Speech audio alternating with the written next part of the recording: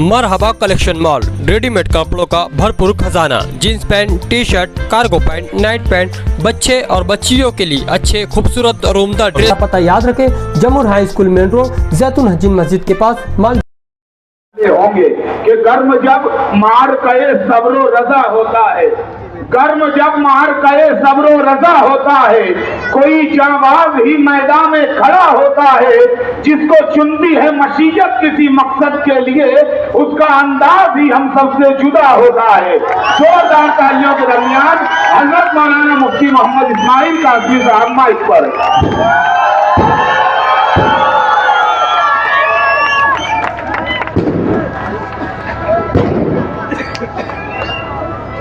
बिस्मिल्लाहिर्रहमानिर्रहीम।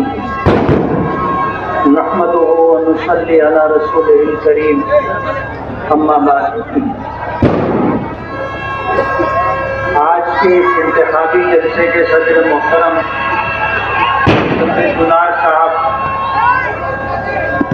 स्टेज पर तशरीफ फरमा, मुअज़्ज़ज़ीन शहर, मेरे बुजुर्गों और दोस्तों, मेरी पहली गुजारिश ये है कि ये लोग जो पटाखा बाजी कर रहे हैं और बाजा बजा रहे हैं, ये हमारे लोग नहीं है। हमने हमेशा मना किया है कि इस तरह की हरकत हमारे शहर के संजीदा पढ़े लिखे अफराद, दीनदार लोग कतई पसंद नहीं करते। ये जो जुलूस आता है या इस तरह पटाखेबाजी जो की जाती है, हमारी माओ और बहनों का ये तासुर है कि मुफ्ती साहब के जलसे में कहाँ पटाखाबाजी होगी और कहाँ ढोल ताशे बजेगी। इसलिए जुलूस लेके आने वालों से गुजारिश है कि वो ये हरकत कतई ना करें। और हमें तो शुबा है कि जो लोग पटाखाबाजी करते हैं वो हमें बदनाम करने के लिए ये हरकत करते हैं। अल्लाह के लिए अगर आप हमसे मोहब्बत रखते हैं और ताल्लुक़ रखते हैं तो आपको इन हरकतों से बाज आना होगा। मेरे बुजुर्गों और दोस्तों, ये इंतखाबी जलसा है और 20 नवंबर को अहलिया ने शहर वोट दे करके ये तय करेंगे कि आने वाले 5 साल में कौन शख्स इस शहर की नुमाइंदगी करेगा और कौन शख्स इस शहर की तामीर और तरक्की के लिए मुंतखब किया जाएगा। आपको इस बात का बखूबी एहसास है कि आज मुल्क में फिरका परस्तों का इख्तिदार है। ये वो फिरका परस्त लोग हैं जिनका प्रोग्राम ये है कि इस मुल्क हिंदुस्तान से इस्लाम और मुसलमानों को ख़त्म कर दिया जाए। ये उनका प्रोग्राम है और इसी प्रोग्राम के तहत वो कदम ब कदम आगे बढ़ रहे हैं।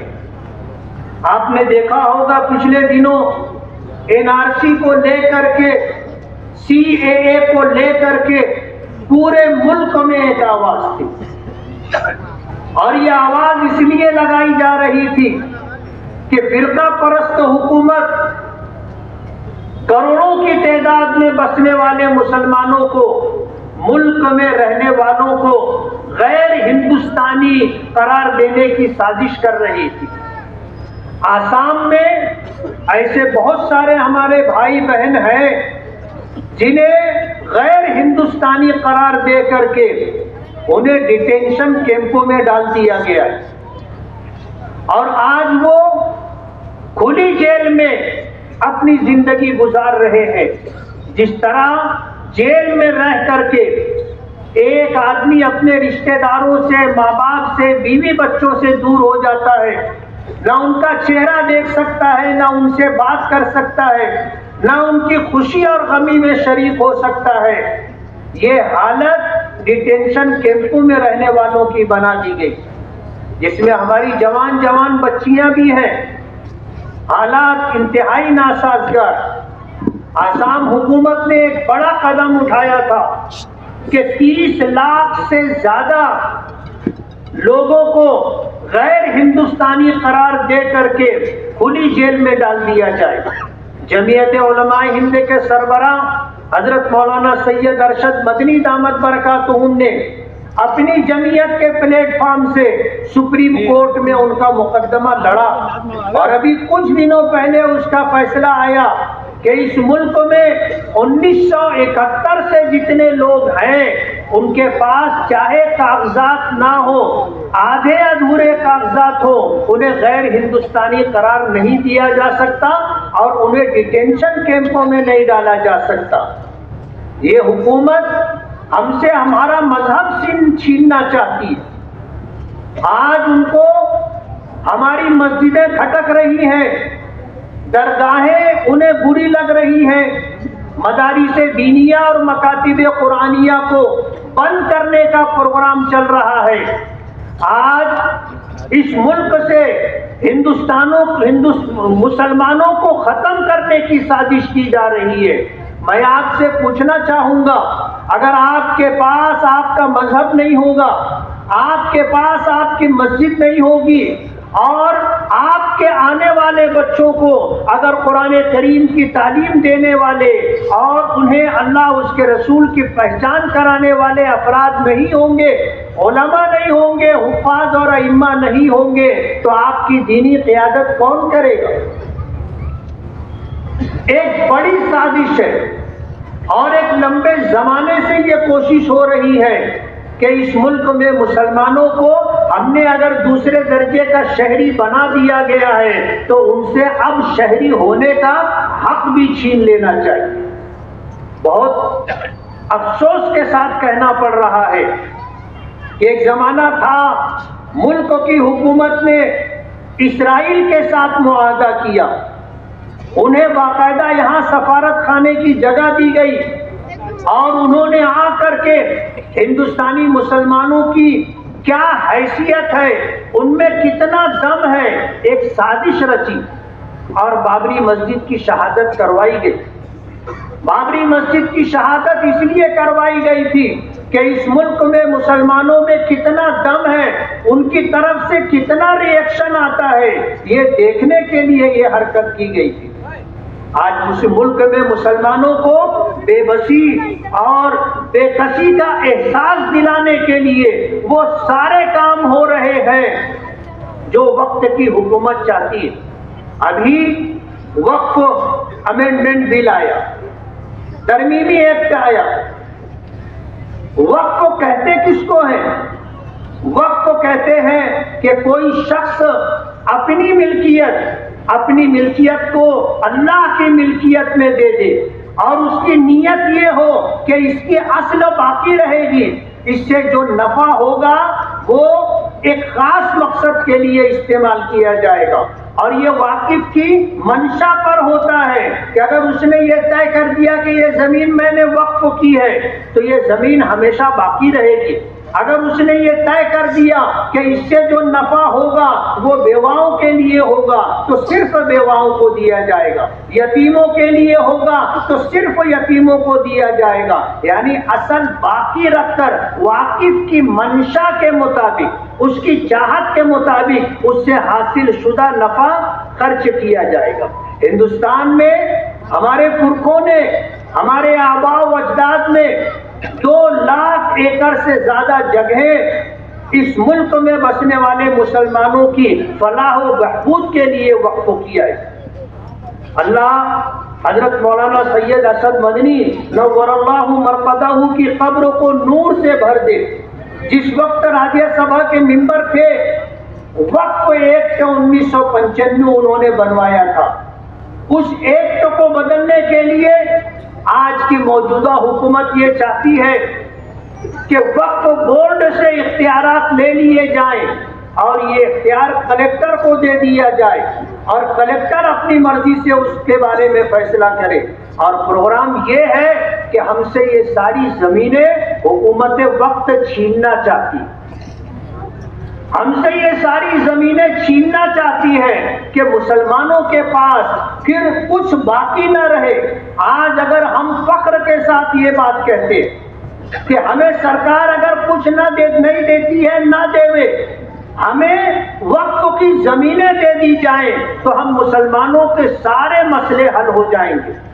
آج گنی چنی اسکالرشپ دی جاتی ہے، مسلمانوں کے بچوں کو تھوڑی بہت مدد دی جاتی ہے۔ یہ سلسلہ اگر حکومت ہمارے وقف کی زمینیں اور جائیداد ہم کو دے دے تو ہم اس سے زیادہ بڑے بڑے کام کر سکتے ہیں۔ ہمارے بچوں کی جو تعلیمی مسائل ہیں، آج جو پریشانیاں ہیں، پیسہ نہ ہونے کی وجہ سے، تعلیمی فیس نہ برداشت کر پانے کی وجہ سے آج ہمارے بچے جو تعلیمی میدان میں پیچھے ہیں، یہ ساری دقتیں اور ساری پریشانیاں ختم ہو جائیں گی۔ حکومت کا پروگرام یہ ہے کہ جس طرح چیچنیا اور بوسنیا میں اور آج اس وقت غزہ میں جو کام ہو رہا ہے کہ مسلمانوں کی نسل کشی کی جائے، یہ پروگرام ہندوستان میں ان کے پیش نظر ہے۔ ان کا پروگرام یہ ہے کہ کروڑوں کی تعداد میں مسلمانوں کو ختم کر دیا جائے۔ ابھی 2 دن پہلے RSS کے موہن بھاگوت کا ایک بیان آیا، اسٹیج پر بیٹھے ہوئے سنجیدہ افراد، شاید ان کی نظر سے یہ بات گزری ہوگی کہ ڈنڈا لے کر کے ہم اس ملک میں حالات بدل سکتے۔ اگنی ویر کی جو اسکیم سرکار کی طرف سے آئی ہے، یہ ایک آزاد فوج تیار کرنا چاہتے اور وقت کا انتظار ہوگا۔ جب وقت آئے گا تو ان کو حکم دیا جائے گا، جن کو 4 سال ٹریننگ دی گئی۔ اسرائیل نے اپنے ہر شہری کے لیے فوجی ٹریننگ کو لازمی قرار دیا ہے، ہر فرد کے لیے۔ آج جو صورتحال ہے، ان کے شہری بھی جنگ کے محاذ پر جاتے۔ آج غزہ میں نہتے مسلمانوں پر جو ظلم ہو رہا ہے، اس میں وہاں کے شہری بھی شریک ہے، اور موجودہ حکومت اگنی ویر کے نام سے 4 سال جو بچوں کو فوج میں لیا جا رہا ہے، ان کی ٹریننگ کی جائے گی اور ان کو ایک خاص مقصد کے لیے پھر تیار کیا جا رہا ہے، انہیں باہر کیا جائے گا اور اس وقت کا انتظار کرنے کے لیے کہا جائے گا جو وقت ان کے پیش نظر ہے۔ ملک میں خانہ جنگی جیسے حالات پیدا کرنے کی کوشش کی جا رہی ہے۔ اتنے سنگین حالات ہیں اس ملک کے، اور ملک کی حکومت BJP اور RSS یہ پروگرام لے کر کے چل رہی ہے۔ میں آپ کو بتانا چاہتا ہوں کہ آج اس وقت ہمارے شہر میں ہمارے سامنے دیگر نمائندوں میں ایک نمائندہ ایسا بھی ہے جو BJP سے سپاری لیا ہوا ہے، جس کو پروگرام دیا گیا ہے کہ تم اس طرح کرو۔ آج وہ آزاد امیدواری کر رہا ہے۔ ظاہر بات ہے، ایک پارٹی میں تھا، کانگریس پارٹی میں تھا، جس کی آواز گلی سے لے کے دلی تک ہے۔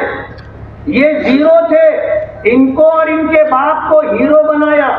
باپ 2 مرتبہ MLA رہا، بیٹا 1 مرتبہ MLA رہا، بیٹا کارپوریشن میں میئر رہا، باپ کارپوریشن میں میئر رہا، ماں کارپوریشن میں میئر رہی۔ یہ سب کچھ کانگریس کی دے۔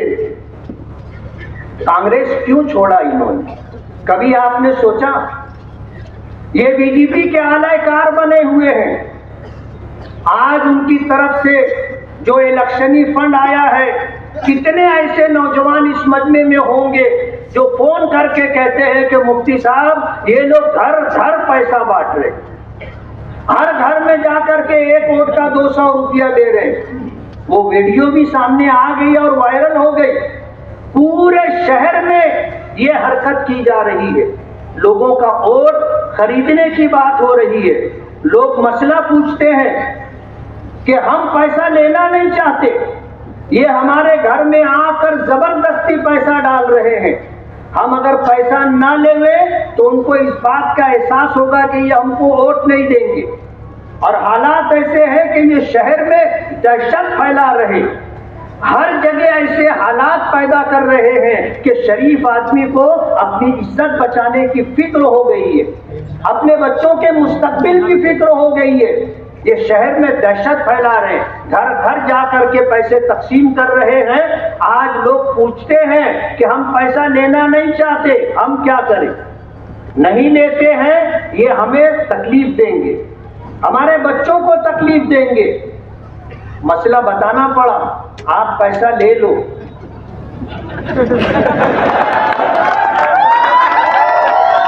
آپ پیسہ لے لو اور یہ پیسہ آپ منی آرڈر کے ذریعے ان کو واپس دیتے ہیں.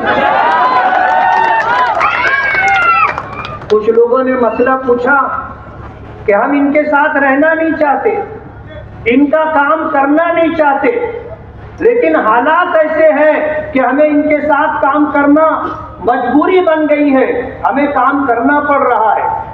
اور اگر ہم ان کے ساتھ کام کر رہے ہیں, جو پیسہ وہ ہم کو دے رہے ہیں وہ ہمارے لیے لینا درست اور جائز ہے کیا؟ ان کو میں نے کہا آپ کسی بھی مفتی سے پوچھ لیں, آپ اگر کام کر رہے ہیں تو آپ اپنا محنتانہ دے سکتے. کہنے لگے مفتی صاحب ہم ان کو ووٹ نہیں دینا چاہتے. تو میں نے کہا آپ نے ووٹ دینے کا تو پیسہ نہیں لیا ہے, آپ نے کام کرنے کا پیسہ لیا ہے. آپ جس کو چاہیں اپنی مرضی سے آپ اس کو ووٹ دے دیں. لوگ نہیں چاہتے, ان کے اسٹیج پر بیٹھنے والے لوگ بھی اسٹیج پر بیٹھنا نہیں چاہتے, لیکن ان کی مجبوری ہے. یہ لوگوں کو بلیک میل کرتے ہیں, انہیں اس طرح اٹکا کے رکھتے ہیں کہ یہ کہیں جا نہ سکے. اور آپ آنے والے دنوں میں دیکھو گے انشاءاللہ ان کے اسٹیج پر بیٹھنے والوں کی ووٹ بھی پتنگ کو ملے گی. اور میں آپ کو اطمینان دلانا چاہتا ہوں, اس شہر میں الحمدللہ بہت بڑی تعداد غیرت مند مسلمانوں کی ہے. انہیں دنیا کی کوئی طاقت خرید نہیں سکتی, اور ان کے پاس جتنا پیسہ ہے اس سے کئی گنا پیسہ آ جائے یہ مالیگاؤں کو نہیں خرید سکتے, مالیگاؤں کو نہیں خرید سکتے. آج جس طرح یہ پیسے تقسیم کیے جا رہے ہیں, شہر کے خیرخواہوں کو اس بات کا احساس ہے کہ کیا ہوگا. ہمارے ذمہ داروں کو ہم کو فون آتا ہے, کنارے کے کچے جو علاقے ہیں رات دن وہاں پر ان کی یہ حرکت جاری ہے, اور وہاں کے لوگوں کو ڈانٹا جا رہا ہے, دبایا جا رہا ہے, انہیں دھمکیاں دی جا رہی ہیں, دم ڈاٹی دی جا رہی ہے. لوگ پریشان ہیں کہ کریں تو یا کیا کریں. ایک عام ورکر کی بات تو جانے دیجئے, ہنگلاج نگر میں میں ووٹ مانگنے کے لیے گیا تھا, ووٹ مانگنے کے لیے گیا تھا, 20-25 نوجوانوں نے میرا راستہ روک لیا, کیا آپ آگے نہیں جا سکتے؟ ہم نے بغیر کسی ٹکراؤ کے اپنا راستہ بنایا اور ہم لوگوں سے ووٹ کی اپیل کرتے رہے. انہوں نے ہمارے ساتھ, ہمارے ساتھیوں کے ساتھ جو دھکا بکی کی ہے اس کی ویڈیو ریکارڈنگ ہے. پولیس کو خبر لگی, پولیس آئی. شیخ آصف صاحب جو ہے عائشہ نگر کے علاقے میں کہتے ہیں کہ یہاں وہ آئیں گے تو ان کو گھسنے مت دینا. میں نے پچھلے جلسے میں بھی یہ بات کہی تھی, اور الزام یہ لگاتے ہیں کہ ان کے علاقے میں مجھ کو گھسنے نہیں دیا جا رہا ہے. میں آپ سے پوچھنا چاہتا ہوں کہ کوئی ایک آدمی ہم میں ایسا ہے جنہوں نے کبھی ان کو روکا ہو, ان کو پرچار کرنے سے روکا ہو؟ وہ خود نہیں آ رہے ہیں, اور اگر وہ آ رہے ہیں تو ہم نے تو کبھی ان کو روکا نہیں ہے. آج جھوٹ بولنا اور اس طرح جھوٹ بولنا کہ یہ ہمارے ورکروں کو اور ہمیں اپنے علاقوں میں گھسنے نہیں دے رہے ہیں, اس لیے وہ آئیں گے تو تم بھی ان کو گھسنے مت دینا, اس طرح کا نفرت کا ماحول بنانے کی کوشش کی جا رہی ہے. آج ان کو ووٹ دینا بی جے پی کو ووٹ دینا. انہوں نے کانگریس چھوڑی, این سی پی میں آئے, این سی پی چھوڑی, اجیت پوار کے ساتھ میٹنگ کر کے انہوں نے پوری پلاننگ کی. آج آزاد امیدواری کر رہے ہیں اور ان کو یہ بھروسہ دیا ہے کہ ہم چن کر کے آئیں گے تو ہم تمہارے ساتھ رہیں گے.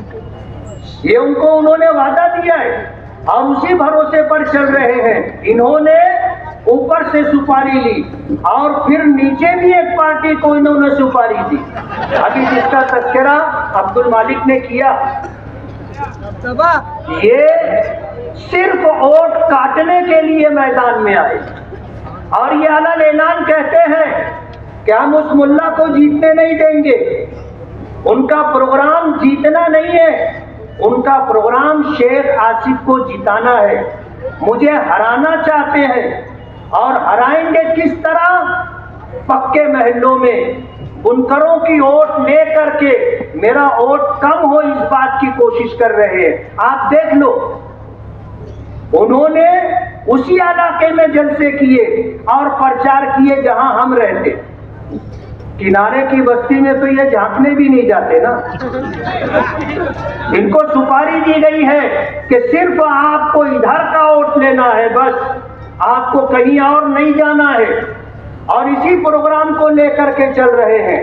آج ان کے پاس سے بہت سارے لوگ ہمارے پاس واپس آئے اور ان کا یہ کہنا ہے کہ ہم نے جب دیکھا کہ یہ ایک مخصوص طبقے کی ووٹ لینے کی کوشش کر رہے ہیں تو یہ احساس ہوا کہ ان کا پروگرام شیخ آصف کو جتانا ہے اور اسی پروگرام کو لے کر کے چل رہے ہیں.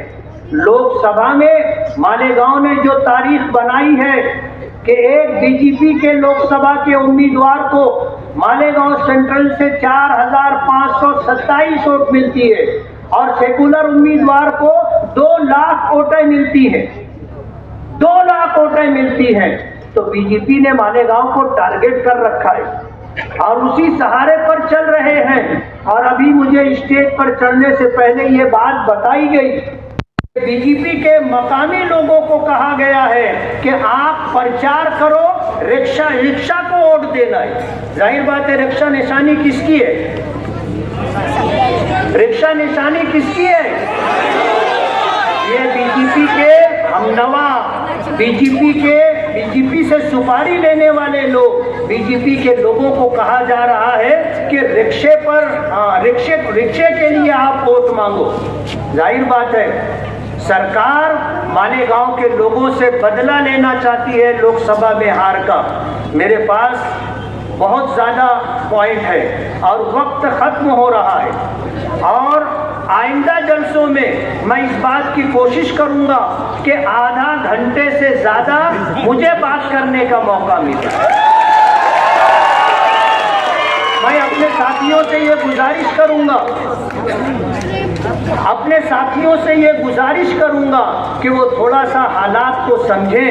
آج یوسف الیاس صاحب نے اپنا وقت جس طرح حیدرآباد سے آئے ہوئے ہمارے ساتھی جعفر حسین معراج صاحب جو یعقوب پورا سے MLA ہیں ان کو اپنا وقت دیا, میں چاہوں گا کہ یہ ہمارے ساتھی مجھے بھی کچھ وقت دیں تاکہ میں تفصیل سے بات کر سکوں. آج ان کے پاس ہمارے خلاف کہنے کے لیے کچھ نہیں ہے, جھوٹ کا ایک اخبار لگایا جا رہا ہے. اسلام پورے کے جلسے میں یہ کہا گیا تھا کہ میں نے بمبئی اوشیوارا میں 179 کروڑ روپے کی زمین دی. میں نے کہا شیخ آصف صاحب کے منہ میں گھی شکر,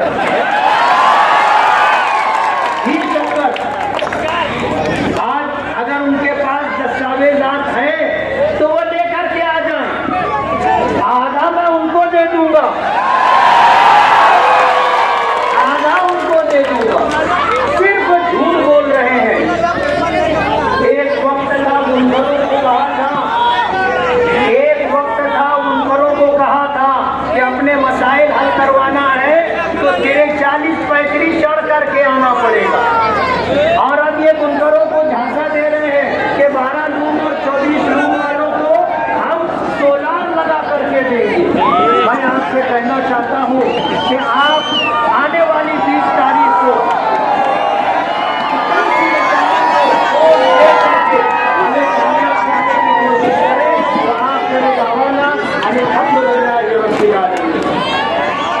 مہمانوں کو پھول ہار ہونا ہے. میں مفتی صاحب سے درخواست کروں گا ہمارے جلسے کے صدر مزمل گلاب صاحب حیدرآباد سے تشریف لانے والے یعقوب پورا سے